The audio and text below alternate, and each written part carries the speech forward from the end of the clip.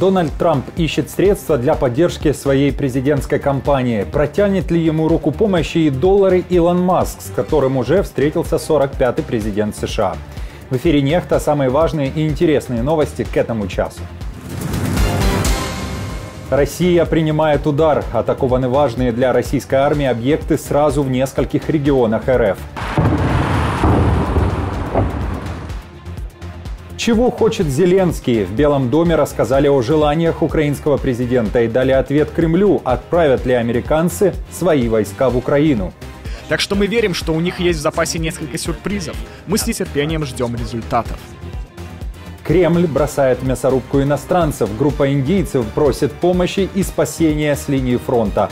Как они оказались на Донбассе и найдут ли выход? Если там будет больше представителей африканского континента или какого-то другого континента, это совершенно абсолютно ни на что не повлияет, может даже только в позитивном ключе повлияет. Дорогие зрители, для того, чтобы правда доходила до еще большего количества людей, крайне важна активность и интерес каждого из вас. Лайки, комментарии, подписки и репосты помогают нашим видео оставаться в тренде, а вы и сотни тысяч других пользователей всегда в курсе актуальных и важных событий. Именно о них сейчас и расскажем. Несколько российских городов оказались под ударом дронов, и справиться с ними ПВО особо не удалось. Кадры последствий публикуют российские телеграм-каналы. Итак, известно, что в среду утром неспокойно было в Белгородской, Курской и Воронежской области. Были сообщения об атаке на нефтебазу, а также военный аэродром Балтимор в Воронеже. На этом аэродроме дислоцируется 47-й гвардейский бомбардировочный авиационный полк и активно используется российскими оккупантами с начала их так называемое СВО. В свое время губернатор области говорил, что на этом стратегически важном объекте для всей страны была проведена масштабная реконструкция.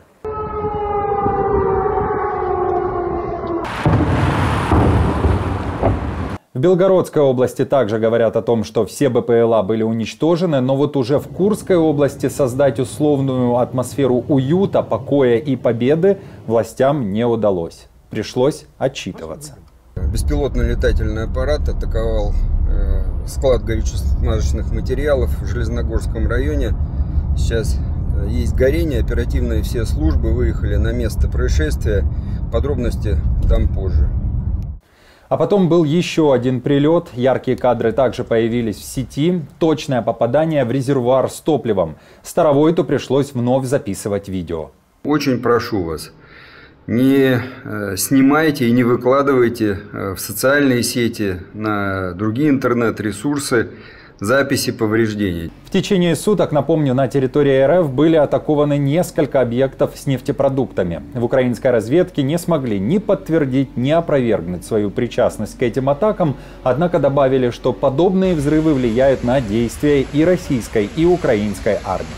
Це дуже важливо з багатьох міркувань. Кожна затримка в постачанні окупаційного корпусу паливно-мастильними матеріалами – це зрив графіків, це зрив їхніх планів, це додатковий час для українських захисників і оборонців.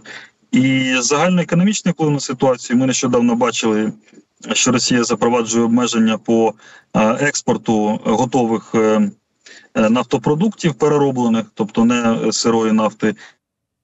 І це теж між собою має певні спільні пов'язані речі, тобто впливає. Украина пережила очередную массированную атаку. Оккупанты запустили 42 шахеда, сбить удалось 38. В Сумской области были попадания в объекты критической и гражданской инфраструктуры. На момент записи эфира было известно о 7 пострадавших, среди них один ребенок. Кроме того, прилет был и по объекту критической инфраструктуры в Хмельницкой области. Более 14 тысяч людей оказались без электроэнергии. Дроны сбивались в пределах 8 областей Украины. Самое большое количество уничтоженных вновь над Одесским регионом. 2 дрони були знищені ще на Херсонщині, на прольотній, так скажемо, ділянці, і 18 на Одещині. На жаль, в Одеському районі є пошкоджені приватні будинки, де внаслідок бойової роботи збиті дрони завдали пошкоджень приватному сектору. Люди не постраждали. Родина Шойгу содрогнулась от взрыва. В Тыве рвануло на Шагонарской теплоэлектростанции. Ростехнадзор отчитался, никаких внешних атак не произошло. Сейчас главная версия – это техногенный взрыв в котельной. Делом теперь должен заняться Следственный комитет. 23 человека считаются пострадавшими, часть из них в тяжелом состоянии в больнице. Известно также, что 4000 человек оказались без отопления. Ну и важно отметить, что ночью температура в этом регионе опускается до минус 26. Днем всего минус 10.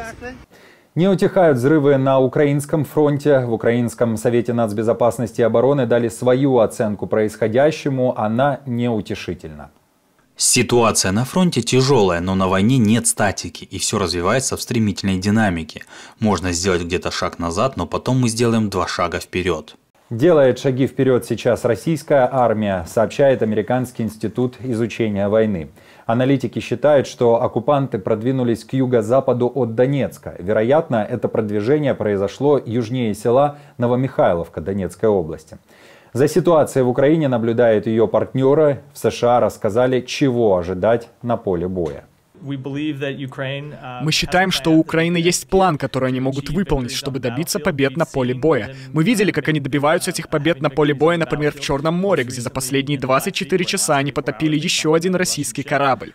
Так что мы верим, что у них есть в запасе несколько сюрпризов. Мы с нетерпением ждем результатов. В очередной раз в США прокомментировали и свое видение, будут ли отправлены в Украину войска НАТО. Говорят, что Зеленский об этом никогда не просил. Нам нужно, чтобы Конгресс помог прямо сейчас, принял это дополнение, чтобы мы могли продолжить свое дело и поддержать коалицию из более чем 50 стран, которую Соединенные Штаты собрали для поддержки Украины. Джо Байден ясно дал понять с самого начала этой войны: американские войска не будут воевать на территории Украины. И знаете почему? Президент Зеленский не просит об этом. Он просто просит предоставить ему инструменты и возможности. Он никогда не просил, чтобы иностранные войска воевали за его страну. А вот войска Путина, судя по всему, не могут обойтись без иностранцев на поле боя. Граждане Индии просят их спасти и вывести из России, иначе они имеют все шансы воевать за Россию против Украины. Видеообращение они уже, кстати, записали в военной форме РФ. Жалуются и рассказывают о своем непростом пути. Говорят, что приехали в Россию встретить якобы Новый год, после решили отправиться в Беларусь и уже там были задержаны силовиками Лукашенко. Было 2 пути – либо за решетку, либо подписать бумаги и отправиться на фронт. Выбрали вариант номер 2 и уже прошли военную подготовку и даже находятся на Донбассе. Просят теперь их спасти. Историю индейцев рассказала в своем твиттере журналистка Ума Судхир. В то же время индийская пресса пишет, что не все так однозначно. Якобы индийцы поехали в РФ, чтобы быть вспомогательным персоналом, но им вручили автоматы и отправляют в окопы. В начале февраля сообщалось, что Индия просила Россию вернуть домой ее граждан, которые заключили контракты с Минобороны Российской Федерации. Попытки заполучить людей из-за границы и как-то поставить их под ружье или за станок тоже не очень удачные, хотя попытки такие происходят постоянно. Я не вижу никакой проблемы в изменении какого-то этноконфессионального состава России. И если там будет больше представителей африканского континента или какого-то другого континента, это совершенно абсолютно ни на что не повлияет, может даже только в позитивном ключе повлияет, потому что эти представители того же африканского континента, я думаю, они не будут носить бациллу имперского вот этого величия, да, который многие, не все, конечно, но многие россияне носят, и который передается из поколения в поколение. Молодежь Беларуси игнорирует военные учебные заведения. Дефицит, говорят в Совете Безопасности, и требуют что-то с этим делать. На днях в республике состоялось заседание Координационного совета по вопросам деятельности кадетских училищ, специализированных лицеев и Минского Суворовского училища. Важным гостем стал так называемый первый заместитель госсекретаря Совбеза Павел Муравейко. Жаловался. Работа по профориентации в кадетских училищах провалена, свежей крови нет. Выпускники таких училищ не хотят поступать в военную академию. Например, из прошлогоднего выпуска столичного Суворовского в академию поступили лишь 8 человек из более 60. Требует ситуацию изменить и хоть лоб разбить, но заманить молодежь на обучение. С целью привлечения в учреждение системы кадетского образования кандидатов с высоким образовательным уровнем проводить профориентационную работу среди воспитанников военно-патриотических клубов, а также проводить информационную работу с родителями, законными представителями учащихся 5-7 классов учреждений общего среднего образования. В Польше очередные массовые протесты. На этот раз и в столице. На тракторах заехать в Варшаву фермерам не разрешили, можно только пешком. С самого утра участники митинга пришли к польскому сейму. Организаторы обещали 100 тысяч участников.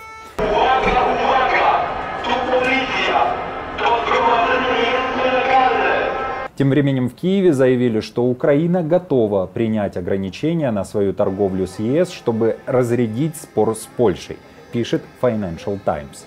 Может быть, для переходного периода такого рода управляемый подход к торговым потокам между Украиной и ЕС – это то, что нам всем нужно. Однако, что касается пшеницы, то не Украина создает проблемы для польских фермеров, а Россия. Туск, кстати, согласился в необходимости запретить импорт сельхозпродукции из России и Беларуси, а Киев тем временем поддерживает новые меры, предложенные Брюсселем, по ограничениям на импорт яиц, птицы и сахара с июня. Кроме того, Украина готова позволить отдельным странам закрыть свои рынки для украинского зерна, за исключением дальнейшего транзита в другие страны, опять же пишет Financial Times. Проблема опять-таки раздутая, потому что Украина перенаправила экспортные потоки в третьи страны, то есть это страны не Евросоюза в основном. То есть сейчас у нас пшеница идет на Ближний Восток, подсолнечное масло идет на азиатские рынки, поэтому демпинга по сути мы не видим. Другая часть истории в том, что сейчас мировые цены опять опустились. Но польским фермерам очень полезно каждый день смотреть на биржевые цены по всему миру и видеть, что они снижаются. Что они снижаются не только в Польше. И это, в принципе, дает адекватную картину того, что происходит. На этом пока все. Если вам нравится наша работа, вы можете поддержать ее кнопкой «Спасибо» под роликом или стать постоянным спонсором канала. А мы с командой продолжаем следить за самыми важными новостями. Оперативную информацию от Нехта ищите в телеграм-каналах или на платформе X. Спасибо за доверие и что остаетесь вместе с нами. До новых встреч и хороших вам новостей.